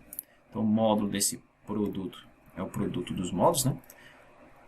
Primeiro, esse cara tem módulo menor ou igual a 1, então eu posso colocar menor ou igual, né? E aí, se você quiser estimar esse cara, usa a desigualdade triangular, é igual a isso aqui vai ser menor ou igual ao tamanho desse cara, menor ou igual ao tamanho desse cara, né? A gente pode escrever assim, mas quando ΔZ tende a zero, esse cara tende a zero, esse cara tende a zero, portanto, isso tudo tem que tender a zero, né? Porque ele vai ser menor ou igual a zero, então ele tem que ser zero, tá? Tá bom? E aí, nesse limite, né, como eu estou colocando aqui, aplicando o limite, eu tomando o limite, tudo aquilo converge para esse resultado aqui. Ou seja, a derivada existe. Tá? Então, como a derivada existe, como esse limite existe, que a gente chama de derivada, né? A função é diferenciável em x0. Tá bom? E agora a gente tem o teorema completo, né? Que é o seguinte. F é diferenciável em Z0, se somente se as equações de Cauchy-Riemann são satisfeitas em Z0 e as derivadas parciais, o x, o y, vx e vy, forem contínuas em Z0. Tá certo? Agora a gente tem o teorema completo. E aí a gente pode estender isso para a versão analítica disso, né? Que vai ser o seguinte, eu tenho uma região aqui, um domínio D, tá? E aí se a minha função vai ser analítica em D, se somente se ela for diferenciável em D, e isso as condições de Cauchy-Riemann, as equações de Cauchy-Riemann forem satisfeitas lá, e essas derivadas forem contínuas. Tá certo? Então, se você tem uma função f, tal que, função complexa f, tal que ela satisfaz a equação de Cauchy-Riemann em um certo domínio D, e as derivadas parciais da parte real e a parte imaginária são contínuas em D, então automaticamente a sua função é analítica. Tá certo? Então a gente tem agora uma maneira rápida e prática de verificar se uma função é ou não analítica. Tá? Basta utilizar esse teorema, né? Que é a observação que eu coloco aqui. Então segue desses dois teoremas, o primeiro e esse que a gente viu agora, que minha função vai ser analítica em Z0 se somente se u e v são diferenciáveis em Z0 e satisfazem as equações de Cauchy-Riemann. Tranquilo? Vamos ver um exemplo? Olha só, como eu falei no início da aula, né? a gente definiu a função e elevado a z, a função exponencial complexa. A gente só definiu ela, viu algumas propriedades, mas a gente não trabalhou diretamente com ela, a gente vai fazer isso na próxima unidade. Né? Lá onde a gente vai estudar e elevado a z, vai estudar a função log principal, vai estudar a função argumento principal. A gente vai estudar outras funções, seno de z, cosseno de z, z é um número complexo, tá certo? A gente vai ver que esses caras se escrevem em funções desses. Então, seno e cosseno hiperbólico. Então, na próxima unidade a gente vai estudar com mais detalhe essa função. Mas o que a gente já pode usar aqui, é o teorema que a gente acabou de provar, para mostrar que essa função é uma função inteira, ou seja, ela é analítica em todo o plano complexo, e que a sua derivada complexa, ddz desse cara, é ela mesma, tá certo? Como a gente gostaria que fosse, né? No caso real a gente sabe que é. Então, como é que foi definida E elevado a z? Foi definida assim, E elevado a x, cosseno de y, mais i seno de y, tá? Então, a primeira coisa que eu vou mostrar é que essa função ela é inteira. Se ela é inteira, obviamente ela é analítica, né? Em todo o plano complexo, então ela é diferenciável, e aí a gente pode calcular a sua derivada. E aí uma maneira rápida de calcular a derivada é derivar tudo em relação a x, ou derivar tudo isso em relação a x, ou derivar tudo em relação a y, tá certo? E aí essa derivada vai ser a derivada da função, tá? Então primeiro vamos ver que as equações de Cauchy-Riemann são satisfeitas em todo o plano complexo e que as derivadas parciais da função são contínuas em todo o plano complexo. Isso vai nos dar que f é analítica em todo o plano complexo, portanto ela é inteira. Se é analítica é diferenciável. E se é diferenciável, a gente calcula a derivada. Tá certo? Show de bola. Então, como eu já falei, note que f de z se escreve dessa maneira. Portanto, a parte real é e elevado a x, né? E elevado a x cosseno. E a parte imaginária é e elevado a y seno. Tá, então vamos calcular as derivadas parciais de u e v para a gente checar as equações de Cauchy-Riemann. Tá? Não é muito difícil de você perceber que essas duas funções elas são diferenciáveis em todo o R2, né? Porque você tem produto de duas funções diferenciáveis. Ó. E elevado a x é diferenciável, cosseno de y é diferenciável. Então, produto de duas funções diferenciáveis, a gente sabe lá do cálculo, né? Funções de duas variáveis, são funções diferenciáveis. Né? Então, como elas são diferenciáveis, as suas derivadas automaticamente são contínuas, mas vamos verificar que isso é assim mesmo. Tá? Então, vamos calcular as derivadas. Então, du dx. Então, se eu derivar esse cara em relação a x, só tem x aqui na exponencial real, a derivada de e elevado a x real é isso mesmo, é elevado a x, vezes cosseno de y. Agora vamos calcular du dy. Então, se eu derivar esse cara em relação a y, tem y aqui derivado do cosseno e menos seno, então ficou menos e elevado a x vezes seno. E vamos fazer a mesma coisa para v. Então, a derivada de v em relação a x vai ser derivada de e elevado a x vezes seno, derivada exponencial real é a mesma, e aqui ficou seno de y. E, por fim, derivada de v em relação a y, a derivada do seno é cosseno. Vai ficar e elevado a x cosseno de y. Tá certo? Então, veja que essas quatro derivadas todas são contínuas em todo R2, né? Porque eu posso colocar qualquer valor de x e y aqui, tá certo? Então, elas são funções contínuas em todo R2 ou em todo C, se você quiser pensar assim, né? Que a gente identifica o R2 como um plano complexo, tá? Ok, aí será que essas quatro equações aí, essas quatro derivadas parciais, será que elas satisfazem as equações de Cauchy-Riemann? Sim, né? A equação de Cauchy-Riemann diz que esse cara, para ser satisfeito, tem que ser igual a esse cara, mas né? Tá certo? São iguais. E que, deixa eu mudar de cor, esse cara, ou menos esse cara, tem que ser igual a esse cara. Mas não é? Se você trocar o sinal desse cara, vai ficar menos e elevado a x vezes seno de y, é exatamente o que eu tenho aqui. Menos e elevado a x vezes seno de y. Tá certo? Então, como as equações de Cauchy-Riemann se verificam, né, que é o que está escrito aqui, ó, como isso aqui é verdade, então, e como as derivadas são contínuas, a gente acabou de observar, então f é analítica em todo C, né? Ou seja, ela é uma função inteira. Como ela é analítica, ela tem a derivada para qualquer ponto de C. Então, como é que eu calculo a derivada dela? Bom, a gente já viu, né? Se você tem uma função analítica, nesse caso aqui, ó, é elevado a z igual a essa a nossa função. Então, se você quer calcular a derivada desse cara, isso quer dizer que a derivada dela em qualquer z, eu posso fazer assim, ó. Eu posso calcular a derivada de f em relação a x. Tá? Ou de outra maneira, é du dx mais i dv dx, né? Mas eu já tenho essas derivadas computadas, não já? É só colocar aqui, tá certo? Então, moral da história, a derivada de e elevado a z vai ser, quem é du dx? E elevado a x cosseno de y, certo? Vou colocar aqui. Então, E elevado a x cosseno de y. Mais, quem é dv dx? Vamos subir aqui. Aqui, ó. dv dx. E elevado a x vezes seno de y. E elevado a x vezes seno de y. Ora, mas se eu colocar o elevado a x em evidência, isso é cosseno de y mais i seno de y, né? Tem que ter um i aqui, né? Mais i seno de y certo? Porque tem esse aqui, ó, tá? Ora, mas isso aqui é elevado a z. Né? Então, moral da história, sim, a função exponencial complexa, a derivada dela é igual a ela mesma, né? Assim como no caso real. Tranquilo? Mais à frente a gente vai ver outras propriedades dessa função. Deixa eu ganhar só um espacinho aqui para não ficar tão bagunçado. Vou colocar aqui mais para cima. Ok. Então o que a gente vai fazer agora... Os Fs não vieram, né? O que a gente vai fazer agora vai ser o seguinte. A gente vai utilizar as equações de Cauchy-Riemann para provar uma série de resultados interessantes. O primeiro é o seguinte. Verifique se você tem uma função analítica. Então, olha só. F é uma função analítica em um certo domínio. Tá? Um certo domínio D. E aí, se essa função tiver valor absoluto constante, tiver módulo constante, eu não estou dizendo que a f é constante, estou dizendo que ela tem módulo constante, tá certo? Então a conclusão vai ser, se ela é analítica, então ela tem que ser constante. Tá? Então a gente vai verificar esse resultado e depois a gente vai fazer o seguinte, verificar que se a derivada da função é sempre zero em um certo domínio, então a f é constante também. Tá bom? Mas vocês vão ver que tudo isso aí sai diretamente das equações de Cauchy-Riemann, pelo fato da função ser analítica. Tranquilo?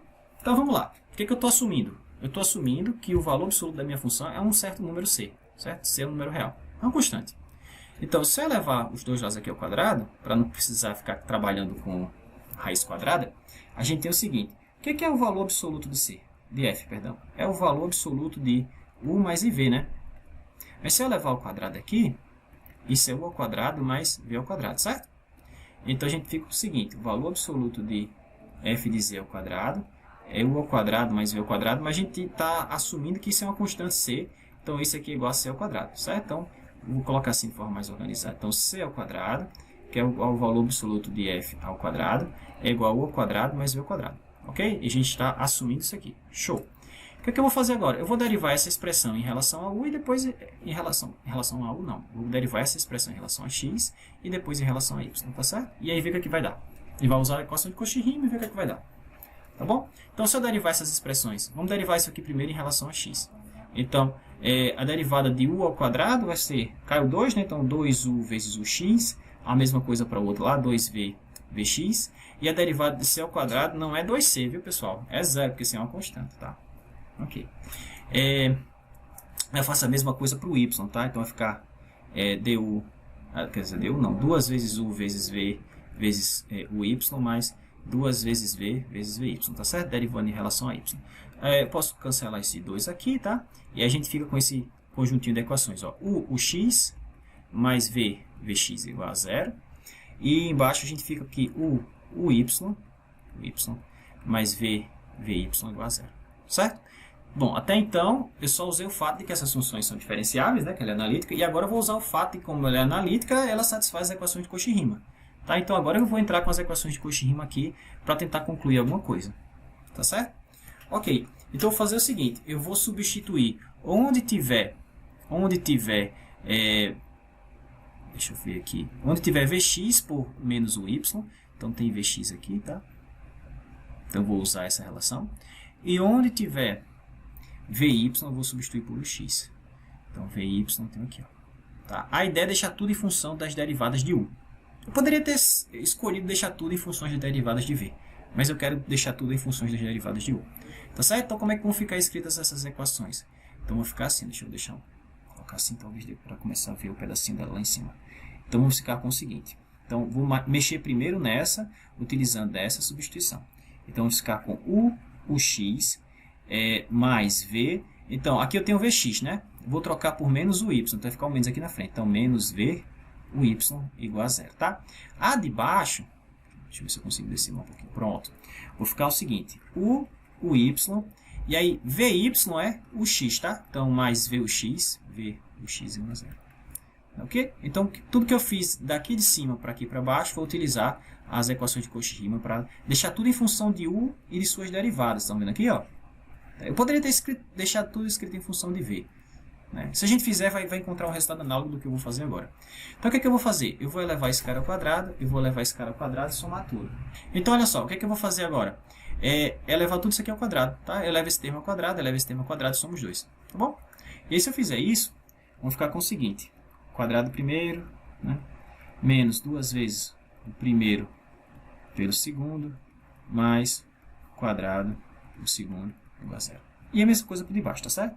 Então, o quadrado do primeiro, mais, nesse caso, 2 vezes o primeiro pelo segundo. Vou colocar assim, o x, que não tem v, né? É o y, mais o quadrado do segundo. O x ao quadrado. Deixa eu só ver se eu não copiei nada errado. Então, de novo. Quadrado do primeiro, aqui, menos 2 vezes o primeiro pelo segundo, tá aqui, né? U vezes v, o x e o y, show de bola. Mais o quadrado do segundo, então v2, o y quadrado. Agora o quadrado desse cara. Então, u ao quadrado e y quadrado, tá aqui. Então, 2 vezes u vezes v, o x vezes o y, ou o contrário, né? Tá aqui. E agora v ao quadrado, x ao quadrado. Show. Agora a gente soma essas duas equações, tá certo? Então, vou passar aqui um tracinho, vamos somar todo mundo. E aí, se eu fizer isso, perceba que esse cara cancelou com esse, né? Morreu. E aqui eu posso colocar esse u ao quadrado em evidência. Então, vai ficar u ao quadrado que multiplica o x ao quadrado mais o y ao quadrado, certo?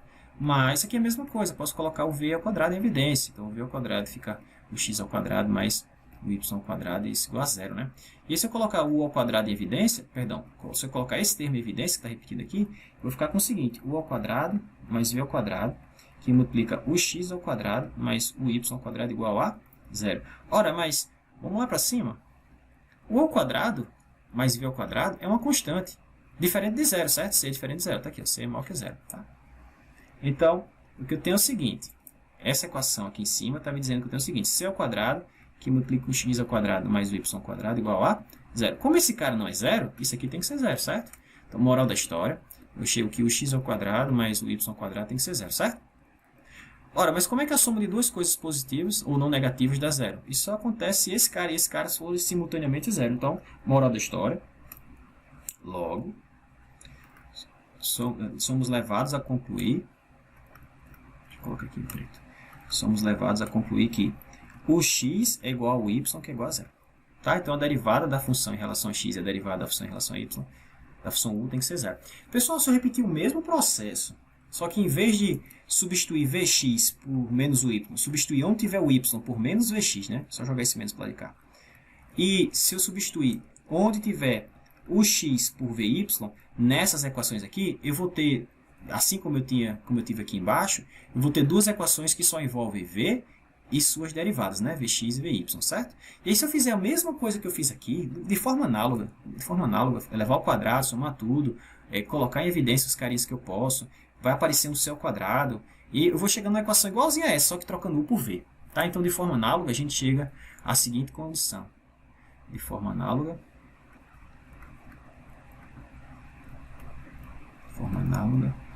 eu vou chegar à condição de que também a V satisfaz a mesma coisa. Vx é igual a Vy, que é igual a zero.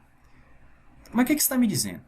Você está me dizendo o seguinte, ó, nesse caso aqui, U é uma função de duas variáveis, né? U é uma função de x e y, mas quando eu derivo em relação a x, a resultado é sempre zero. Quando eu derivo em relação a y, a resultado é sempre zero.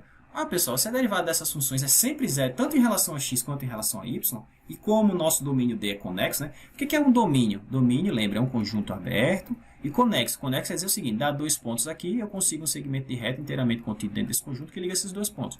Ou, na pior das hipóteses, um segmento poligonal, né? Porque se eu tiver algo aqui assim, eu tiver um ponto aqui, outro aqui, eu pego um segmento de reta daqui para cá, outro daqui para cá e outro daqui para cá, tá certo?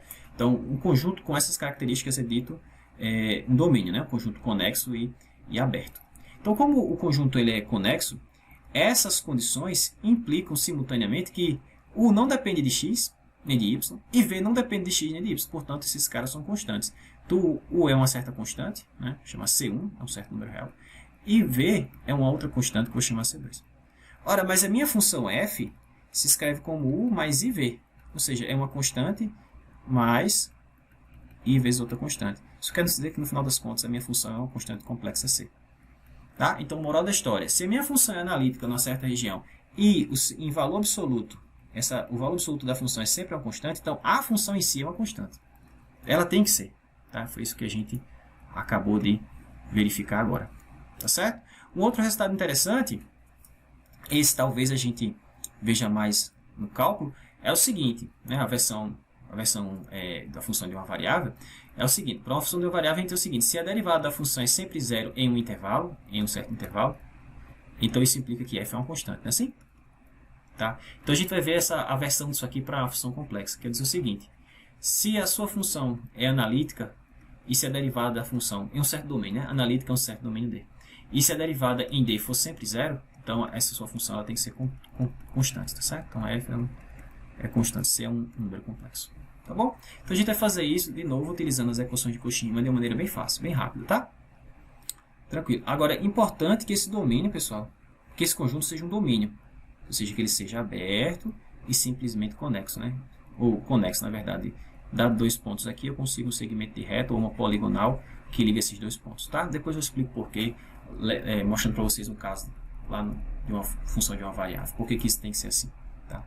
Talvez seja mais simples do que eu ter que explicar para uma função de duas variáveis. Ok, então eu estou supondo que a função é diferenciável. Se ela é analítica, ela é diferenciável, certo? Se ela é analítica, ela é diferenciável. Tá? Então pega um ponto qualquer lá no domínio. Então como ela é diferenciável nesse ponto, isso quer dizer que a derivada existe, né? Mas a gente já viu que eu posso calcular a derivada da função assim, ó. Eu derivo u em relação a x, né? Mais i vezes eu derivo v em relação a y, não é assim? Ora, mas a derivada nesse ponto é zero, né? É o que a gente está assumindo aqui, a hipótese, né? Que a derivada é zero em qualquer ponto desse domínio D. Tá? Ora, mas como é que eu igualo esse número aqui a esse número complexo a esse número complexo? Bom, iguala a parte real desse cara, a parte real desse cara, a parte imaginária desse cara, a parte imaginária desse cara. Bom, isso aí vai me dizer o seguinte, que a derivada de u em relação a x é zero e que a derivada de v em relação... Aqui é x, tá, pessoal? Em relação a x também é zero. Tá? Então a gente chega... Isso eu peguei z, um ponto arbitrário lá, então isso aqui é verdadeiro para todo z em d, tá certo? E de forma análoga, eu posso tanto calcular a derivada derivando em relação a x, como a função diferenciável, como calculando a derivada em relação a y, né? Então, zero, que é a derivada da função, que a função é sempre, a derivada sempre se anula lá naquela região. Então, eu posso calcular isso como sendo 1 sobre i, né? Ou, se você preferir, menos i df, perdão, du dy, mais dv dy. Isso tem que ser zero também. Então, de novo, isso está me dizendo que a parte real tem que ser zero e a parte imaginária tem que ser zero. Então, du dy tem que ser zero e dv dy tem que ser zero também. E aí a gente chegou numa condição parecida do exemplo anterior, né? As derivadas da função, quer seja em relação a... As derivadas de u, né? Quer seja em relação a x, quer seja em relação a y. E as derivadas de v, quer seja em relação a x, quer seja em relação a y. Ambas são zeros, né? Todas são zero. Então isso quer dizer que u é uma constante e que v é uma constante. Tá certo?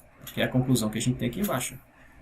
Então, como o domínio, como que você tem um domínio, né? Então, automaticamente o e v são constantes. Mas se o e v são constantes, f é u mais iv. Se esse cara é constante, esse cara é constante, esse cara aqui também é constante. Tá certo? Então, chamar a atenção novamente que essa propriedade de ser um domínio é importante aqui, tá? Porque se não fosse assim, deixa eu lembrar aqui de vocês um exemplo bem trivial, bem lá do cálculo 1, ou do estudo da função de uma variável real. Suponha que você tem essa função aqui, ó. F é uma função definida em toda a reta, menos a origem, tá certo? Menos o zero. Então você tem essa função que ela vai ser dada assim, ó. F de x igual a x sobre o valor absoluto de x, certo? Então, essa função aqui, pessoal, a derivada dela é zero em qualquer ponto. Porque faz o gráfico desse cara. Então essa função, ela é assim, ó. Se x for positivo, então o módulo de x é o próprio x sobre x dá 1, né? Então para x maior que zero, ela vale 1. Se x for negativo, módulo de x é menos x, então ficaria x sobre menos x, x cancela com x dá menos 1, né? Então essa função é menos 1, certo? Pessoal, qual é a derivada? Aqui é uma constante, né? A derivada de uma constante é o quê? Zero. A derivada de uma constante é o quê? Zero. Então a derivada dessa função, ela é zero para... Vou chamar isso aqui de a, que é o domínio da função, tá? Então é zero para todo x em a. Então, lembra, se a derivada da função é zero para todo ponto, então a função é uma constante, não é assim? Não, não é não. Essa função não é constante não, pessoal. Mas, professor, por que eu não posso concluir que a função é constante? Porque o domínio da função é o quê? Deixa eu mudar de cor. É quase todos real, mas chega aqui e tem um buraco. Ó. Então, aí aqui passa. Então, o domínio da função, que é a, esse aqui não é verdade. O domínio da função, que é a união de dois intervalos, né? Menos infinito a zero, união com zero, infinito, certo? Então, veja, esse conjunto aqui, ele não é conexo. Como assim, professor? Eu não tenho como sair daqui, não tenho como ligar um ponto que está nesse conjunto a um ponto que está nesse.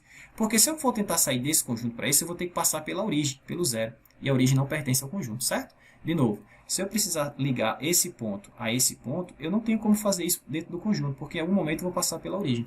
E a origem não pertence ao conjunto, logo esse conjunto não é conexo, tá certo? Então esse resultado de a derivada é sempre zero implica que a função é constante, isso só vale se o domínio da função for um conjunto conexo, tá certo? E como a gente está assumindo lá em cima que o que a gente tem é um domínio, e domínio para a gente é uma região aberta e simplesmente conexa, ou aberta e conexa, na verdade, então vale sim que se as derivadas, se anulam sempre, então é porque a função é constante, tá certo? Mas isso porque a gente está trabalhando com o que a gente chama de um domínio, tá certo? Ok, deixa eu só limpar isso aqui. Show de bola. Ok, então, tudo que a gente viu até então foi a formulação das equações de Cauchy-Riemann, né, na forma cartesiana. Né? Eu tenho f, que é uma função de u e uma função de x e y, mais i, v de x e y. Né? Tem algo assim, né? f, que é uma função de z, se escreve dessa maneira. Ô professor, mas e se eu escrever meu z em coordenadas polar assim, ó, r, que é o seu tamanho, vezes e elevado a θ? Como é que se eu fizer isso, substituir aqui, esses caras agora não vão depender mais de de x e y, vão depender de r θ, não é? Sim. Então como é que ficam as equações de Cauchy-Riemann nas coordenadas polares? Se eu quiser passar tudo para polar e trabalhar com as equações de Cauchy-Riemann no sistema de coordenadas polar, como é que ficam essas equações? Ficam assim, pessoal. Tá? A gente, em coordenadas cartesianas, a gente tinha assim, ó, du dx é igual a dv dy, né? E du dy é menos dv dx, tá certo? Então, o que eu vou fazer nesse exemplo, né, é mostrar que essas equações em coordenadas cartesianas se escrevem assim em coordenadas polares. Tá bom? Vamos ver isso? É só aplicação da regra da cadeia, tá? Então, eu quero mostrar essa identidade e essa identidade. Eu vou calcular esse cara e ver que são iguais. Tá certo? Só isso. Só isso. Claro, estou assumindo que a função é analítica e que ela satisfaz a equação de Cauchy-Riemann, tá certo? Então, vamos lá. Vamos começar com essa derivada e com essa derivada. Então, vamos calcular a derivada de u em relação a r. Então, veja, u é uma função de x e de y, x e y são funções de r θ, né? Certo? Funções de r θ. Então, se eu quiser calcular a derivada de u em relação a r, eu vou ter que ter a derivada de u em relação a x, vezes a derivada de x em relação a r, mais a derivada de u em relação a y, vezes a derivada de y em relação a r. É assim? Tá certo? Então, vamos calcular esse cara, depois a gente faz a mesma coisa para o θ, tá bom? Então vamos lá. Lembrando que x é igual a r cosseno de θ e y é igual a r seno de θ. Ok? A gente vai precisar dessas equações. Então vamos lá. Então vai ficar assim, ó. Du dr vai ser du dx vezes dx dr mais du dy dr. Ora, mas se você calcular a derivada de x em relação a r, x está aqui. Perdão, ali é o y, né?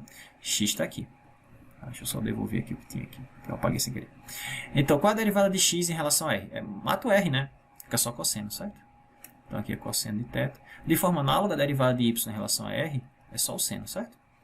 Então, essa equação vai ser escrita assim. Cosseno de θ vezes du dx, né? Mais seno de θ du dy. Ok? Show. Então, o que eu posso fazer? Bom, eu ainda posso, se quiser, utilizar a equação de Cauchy-Riemann aqui para reescrever esses carinhas, né? Porque as equações de Cauchy-Riemann me dão essas relações aqui, né? Que a derivada de u em relação a x é igual a derivada de v em relação a y, que a derivada de u em relação a y é igual a menos a derivada de v em relação a x, tá? Então vamos fazer o seguinte. Deixa eu escrever... Não, vamos deixar assim. Se eu precisar, eu altero na outra. Tá? Então vamos lá. Deixa eu calcular agora a derivada de v em relação a θ. Porque o que eu quero verificar é essa igualdade aqui. Tá bom?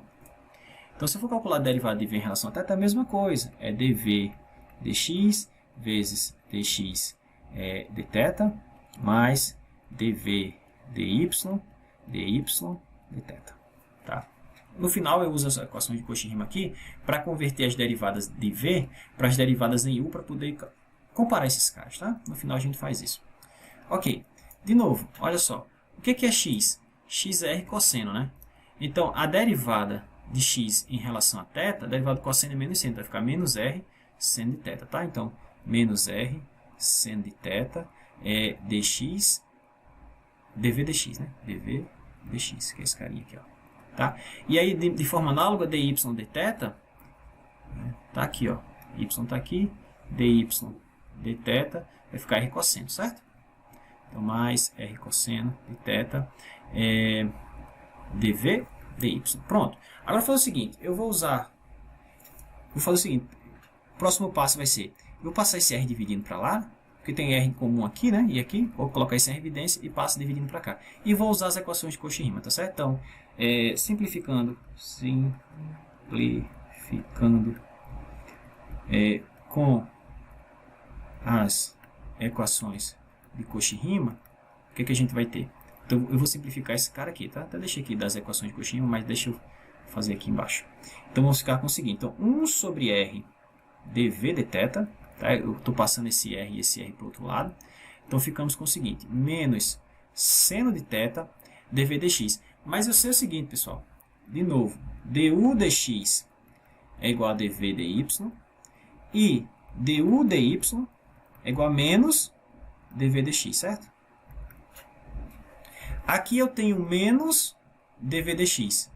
Eu posso substituir por du dy. Então, eu vou tirar esse menos. Então, ficou só du dy, certo? E o outro termo fica assim, ó, mais só o cosseno, né? Então, cosseno de θ vezes dv dy. Só que dv dy é igual a du dx. Tá certo? Se você olhar essa expressão que eu acabei de escrever, essa expressão aqui, ó, ela é igualzinha, a menos da ordem com que está escrita, né? A essa equação aqui de cima. Tá? Que é quem? du dr. Tá certo? Então, fica verificada a nosso primeiro par de equações, né? Du dr é igual a 1 sobre r dv dθ, tá? Que é essa equação aqui, ó. Du dr é igual a 1 sobre r dv dθ. Tá? Eu vou deixar para vocês fazerem a segunda, tá? Para eu passar para o outro exemplo. É o nosso último exemplo. Mas se faz da mesma maneira. Você calcula a derivada de v em relação a r, calcula a derivada de u em relação a θ, e aí usa as equações de Cauchy-Riemann, por exemplo, nesse cara, passa o r que vai aparecer para cá para o outro lado, e aí você vai ter essa equação. Tranquilo? Então, de forma análoga, não vou nem fazer. Você faz a mesma coisa, usa a mesma relação, e aí você vai chegar nessa outra aqui, tá certo? Vou fazer para... Já está adiantado aqui o vídeo. Tá? Aí vocês fazem. É a mesma maneira. Tá bom? Mesmo modus operandi. Então, para terminar, vou mostrar o seguinte. Bom, a gente viu que quando a função é diferenciável, então, quando tem uma função complexa diferenciável, eu posso calcular a derivada dela assim. Ou derivo tudo em relação a x, ou eu faço 1 sobre y, derivo tudo em relação a y, né? Mas e se minha função, se meu z tiver em coordenadas polares, assim, ó, como é que seria a versão polar disso e disso? É o que eu vou mostrar aqui para vocês aqui embaixo, tá certo? Então, a versão polar desses caras vai ser o seguinte. Então, você quer escrever uma função complexa em coordenadas polares. Então, você tanto pode derivar, se a função for diferenciável, ou seja, se a derivada existir, você tanto pode calcular a derivada assim, derivando tudo em relação a r, mais multiplicando por esse fator elevado a menos de θ, ou você faz o seguinte, deriva dessa maneira aqui em relação a θ e multiplica por esse pré-fator aqui. Tranquilo? Bom, eu faço isso aqui, qualquer coisa eu deixo isso para vocês como exercício. Vamos ver aqui o que a gente faz. Então, como a derivada existe, tá? Então, aqui eu vou assumir o seguinte, eu vou assumir que agora o meu z está escrito como uma função de rθ. Então, meu f de z vai ser assim, ó, u de rθ mais i v de rθ, certo? Estou assumindo que eu coloquei tudo em função de rθ. Então, para calcular esse limite, eu tenho que fazer o quê? Eu pego f, pego z, dou um incremento, menos f, e divido pela variação, e faço com que a variação tenda a zero, não é assim? Ok, mas como esse limite existe, ele existe independentemente da maneira com que eu faça o ΔZ tender a zero. Então, eu vou fazer isso de uma maneira rápida, ou de uma maneira prática, para ganhar essa derivada em relação a R de uma maneira bem rápida, tá? Como é que eu vou fazer isso? Bom, eu vou fazer o seguinte, eu vou sair do ponto, eu vou derivar da seguinte maneira, eu vou fazer o meu ΔZ, eu vou sair, o que é ΔZ? Eu saio do ponto Z e vou para o ponto, e dou um acréscimo, né, para o ponto Z mais ΔZ. Então, como é que eu vou escrever esse acréscimo? Bom, eu estava no ponto Rθ, e agora eu vou para o ponto R mais ΔR e fixo θ. Lembra que a gente fez isso para o x e para o y, né? Eu estava no ponto XY e fui para o ponto x mais ΔX e o y constante. É a mesma coisa, tá? Eu vou fixar uma variável e variar outra, tá? Isso vai me dar uma variação em Z. Só que essa variação em Z é mais fácil de trabalhar do que se eu variar todo mundo ao mesmo tempo. Tá? Então, quando eu faço isso, o meu ΔZ, que antes escrevia ΔX mais I ΔY, né? Ele vai ser escrito assim, ΔR que multiplica E elevado a Iθ. Por quê, professor? Vamos ver aqui embaixo? Tá? Então, a ideia é o seguinte, de novo, eu vou escrever o meu ΔZ, Eu estou saindo naquele percurso, tá certo? Que percurso? Bom, se você for fazer isso aqui no plano complexo, R é essa distância, θ é esse ângulo. Eu estou fixando θ e estou saindo desse Z, para esse Z aqui, ó, que é Z mais ΔZ. Então, esse ΔZ aqui só variou o R, só tem um ΔR aqui. Tá certo? Só teve esse ΔR. Então, como é que eu escrevo esse ΔZ? Então, meu ΔZ, ele é escrito como ΔX mais I ΔY, mas X é R cosseno de θ. O Y é R seno de θ. Então, quando eu saio do X para o outro ponto lá, o X mais ΔX, o meu R sai de R para R mais ΔR. Então, a variação em R é ΔR, certo? Então, o meu ΔX, a variação em X vai ser escrita assim. ΔR cosseno de θ mais I ΔR seno de θ, certo? Tranquilo? É só fazer o seguinte, ó. X é R cosseno de θ. O X final, colocar X inicial, o X final vai ser R mais ΔR, né, que eu dou um acréscimo, né? Cosseno de θ. Se eu subtrair esse menos esse, o ΔX vai ser ΔR cosseno de θ, certo? Só isso. É isso que eu fiz. Ora, mas esse ΔR eu posso colocar em evidência? Esse ΔR eu posso colocar em evidência? O que vai sobrar é cosseno de θ mais I seno de θ, não é assim? Mas isso é elevado a θ, certo? Então, isso é ΔR vezes E elevado a θ. E aí, perceba, isso aqui é meu ΔZ. Perceba que ΔZ tende a zero é a mesma coisa que ΔR tende a zero, né? Porque se ΔR tende a zero, isso aqui vai para zero, né? Portanto, esse cara também. Tá? Então, onde tiver limite, onde ΔZ tende a zero, eu vou substituir por limite onde ΔR tende a zero, tá certo? Então, dessa forma, como é que vai ficar escrito a nossa derivada? Então, a derivada é o seguinte, é f' de z é limite de, então, f de z mais ΔZ menos f de z dividido por ΔZ, quando ΔZ tende a zero. Mas vamos escrever tudo isso em função de Rθ e do ΔZ.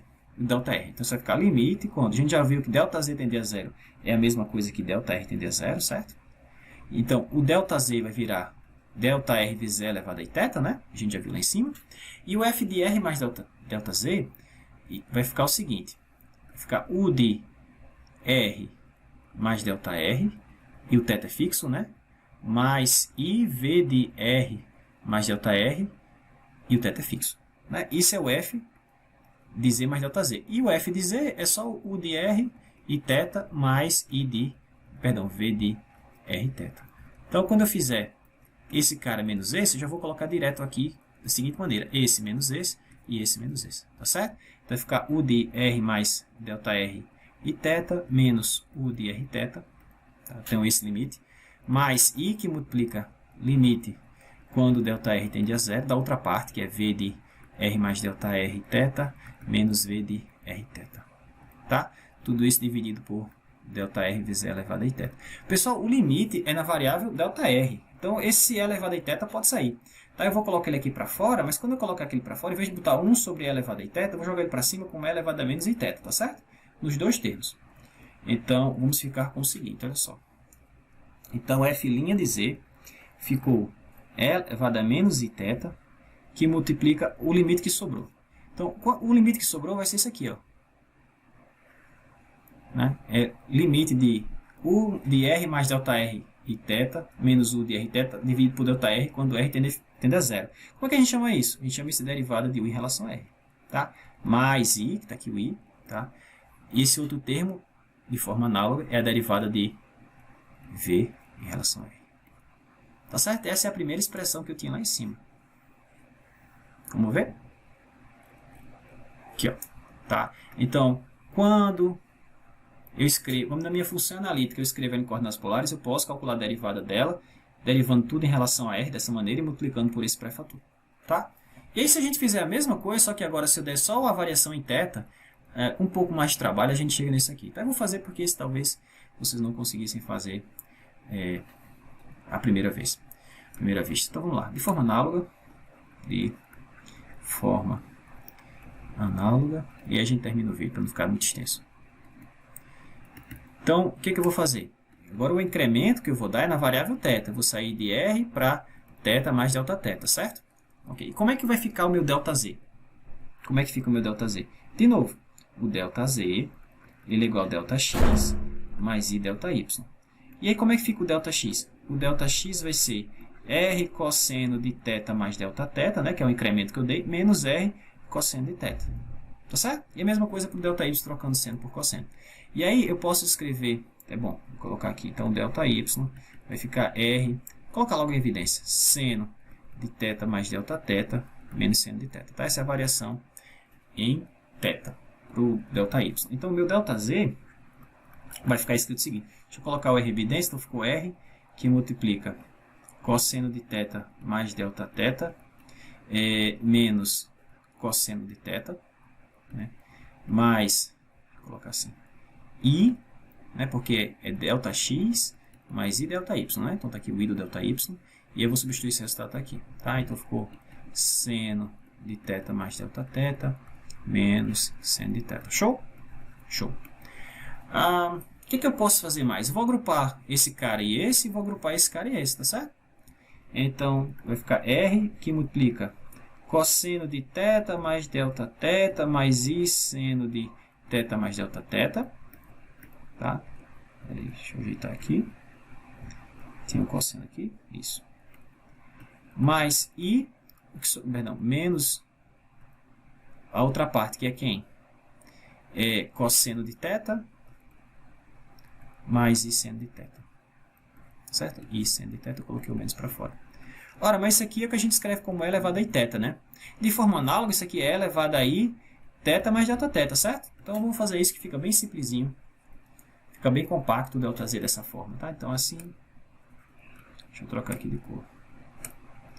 Assim, o meu ΔZ vai ficar escrito assim, R, que multiplica E elevado a I θ mais Δθ, menos E elevado a I θ. Como tem um E elevado a Iθ aí para todo mundo, vou colocar em evidência. Então, R é elevado a Iθ. E aí sobra só E elevado a I Δθ menos 1, certo? E aí perceba que quando Δθ tende a 0, o ΔZ tende a 0 também, né? Porque ficar E elevado a 0 que é 1 e 1 menos 1 é 0, tá certo? Deixa eu colocar essa observação aqui embaixo.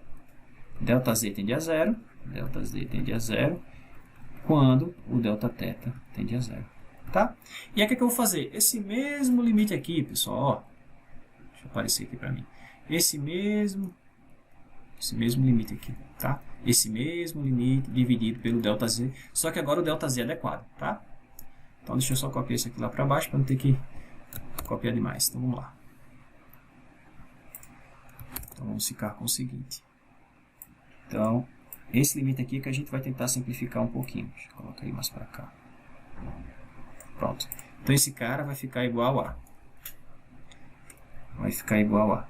Então, ΔZ tende a 0 e Δθ tende a 0, certo? Então, limite quando Δθ tende a 0 de... Em cima, vou ficar a variação com θ, tá? Então, vai ficar U de R θ mais Δθ menos... Vou colocar direto, seja já U de R θ. Então, eu vou ter esse limite. E aqui embaixo, o meu ΔZ ficou escrito como? Tá aqui em cima, ó. Ficou escrito assim. Então, R é elevado a Iθ. R é elevado a Iθ. E aí ficou assim, ó, E elevado a I Δθ menos 1, não é isso? I Δθ menos 1. Tá. Mais I que multiplica o outro limite. Limite quando Δθ tende a 0. Aí ficou V de R mais...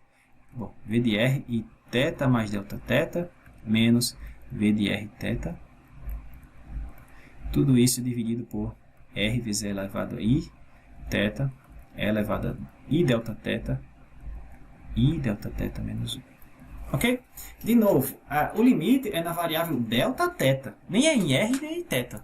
Então, moral da história, esse cara e esse cara eu posso colocar para fora, tá certo? Então, vamos ficar com o seguinte. Vamos ficar com 1 sobre R. E aí eu vou colocar o E elevado a Iθ para cima. Então, ficou E elevado a menos Iθ. Que multiplica. Aí sobraram esses dois limites, pessoal. Sobrou esse limite disso aqui com isso aqui, né? E disso aqui com isso aqui. Veja que quando Δθ tende a 0, o denominador vai para 0 e o numerador vai para 0 também, certo? Então, a gente está tendo indeterminação aqui, né? A mesma coisa acontece aqui, ó. Né? Quando Δθ tende a 0, esse cara tende a esse, então em cima dá 0 e aqui embaixo dá 0. Então, eu posso resolver isso, pessoal, escrevendo isso aqui como limite na fórmula L'Hopital que a gente viu na aula passada. Eu posso escrever assim, usando esse truquezinho aqui, ó. R θ mais Δθ menos U de R θ. E aí eu vou dividir. Eu só posso fazer isso porque eu sei desde antemão que esse limite existe. Por quê? Porque a minha função é diferenciável, esse cara existe. Esse limite existe. Logo, esse limite tem que existir e esse tem que existir, tá certo? Por isso que isso que eu estou fazendo funciona. Então eu vou dividir todo mundo por delta teta. Em cima e embaixo não altero nada, certo? Então fico isso para o primeiro. E o de baixo vai ser e elevado a i delta teta menos 1 dividido por delta teta, certo? Veja que esse cara cancela esse e não muda nada, certo? E aí limite do quociente é igual ao quociente dos limites, então eu vou ter dois limites, esse para o cara de cima e esse para o cara de baixo. Tá certo? Ok. E aí eu faço a mesma coisa para o outro termo, mais i que multiplica limite v de r aí teta mais delta teta menos v de r teta dividido por delta teta, quando delta teta tende a zero, dividido por, e agora, limite de novo, quando delta teta tende a zero, vou subir um pouquinho, da mesma coisa, é elevado a i teta menos 1 sobre delta teta, tá? Vamos focar logo nesse limite de baixo, porque o de cima está indo para a derivada parcial da função em relação a teta, derivada parcial da função em relação a teta, né? São os limites que vão aparecer em cima. Então vamos olhar só esse limite de baixo. O que é limite de elevado a i delta teta menos 1 sobre delta teta, quando delta teta tende a zero? De novo, quando delta teta tende a zero, está dando 1 menos 1, que é 0, e embaixo é 0, né? A gente sabe como resolver isso aqui. O L'Hopital basta derivar em cima e derivar embaixo e reaplicar, né? A gente viu isso na aula passada. Então, vai ficar limite quando delta teta tende a 0. A derivada da exponencial a gente já viu que é ela mesma, né? Mas tem em si multiplicando, então cai um i. Então, ficou i vezes e elevado a i delta teta. E a derivada de delta teta em relação a delta teta é 1, né? E aí, quando delta teta tende a 0, e elevado a i delta teta vai para e elevado a 0, que é 1. 1 sobre 1 é 1, vezes i. Ah, só sobrou um i. Então, esse cara aqui embaixo dá um i. Esse cara aqui embaixo dá um i. Isso aqui em cima, esse limite vai para a derivada de u em relação a teta. Esse limite aqui em cima vai para a derivada de u, derivada de v em relação a teta, tá? Então, deixa eu arrumar essa bagunça. Por fim, ficamos com o seguinte. Deixa eu botar em azul. Então, a derivada da minha função, lá em cima tinha assim, ó, elevado a menos i teta sobre r, né? Certo? É o que já tinha aqui em cima, esse pré-fator. Aí agora eu tenho essa derivada dividido por i, e essa derivada dividido por i. Então, vai ficar 1 sobre i, vou colocar 1 sobre i em evidência, né? Então, onde coloca assim, 1 sobre i, aí ficou a derivada de u em relação a teta, mais i que multiplica 1 sobre i, a derivada, já tem o i, né? Já tinha um i lá, tá certo? Ó, deixa eu voltar aqui para, já tinha esse i aqui, ó, tá? Derivada de v em relação a teta. Derivada de v em relação a teta. Cancela i com i. E aí, moral da história, ficamos com a derivada da minha função, só que com essa notação em teta, né, derivando em relação a teta, ficou e elevado a menos i teta sobre r. Esse cara, se você quiser jogar para cima, vai ficar menos i du de teta. Deixa eu colocar isso logo para frente. Então, ficou dv de teta menos i du de teta. Olha que legal. Tá, então, se você tiver sua função escrita em coordenadas polares e se ela for diferenciável, você tanto pode calcular a derivada da f em relação a teta e multiplicando por esse pré-fator, ou você pode calcular a derivada da função em relação a r, né, e multiplicando por esse pré-fator. Tá certo? Que é o que está aqui, ó. Tá? A primeira a gente já tinha feito, já tinha visto que dava isso mesmo. E a segunda a gente acabou de mostrar que dá exatamente isso aqui, pessoal. Tranquilo? Beleza. Então vamos ficando por aqui. Na próxima aula a gente vai ver que, sob certas condições, essas funções u e v, que são as componentes reais, a parte real e a parte imaginária da f, elas satisfazem uma equação diferencial parcial muito importante, que é a equação de Laplace. Tá? Então a gente vai ver quais são as condições que garantem com que essas funções aqui sejam soluções da equação de Laplace, que a gente chama de funções harmônicas. Tá? E depois a gente vai ver algumas aplicações com relação a esse tema. Tranquilo? Ok.